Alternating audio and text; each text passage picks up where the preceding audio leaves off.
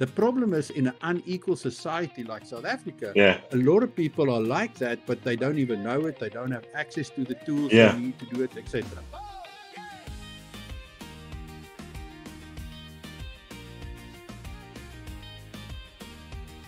Two fundamental assumptions we started from was one is that the aptitude and the ability to be a world-class software developer is normally distributed.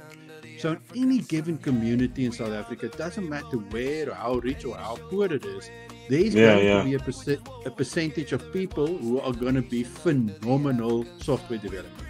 The problem is in an unequal society like South Africa, a lot of people are like that, but they don't even know it. They don't have access to the tools they need to do it, etc. So, resources. The idea was if we can remove every single obstacle so that we can really just pick the people most likely to be successful at it, what can we build? And the story is amazing. I mean, most years now, we get 80,000 applications that we can code. Wow. We follow a process where we can whittle through them down to the 500 kids with the highest talent that's most likely to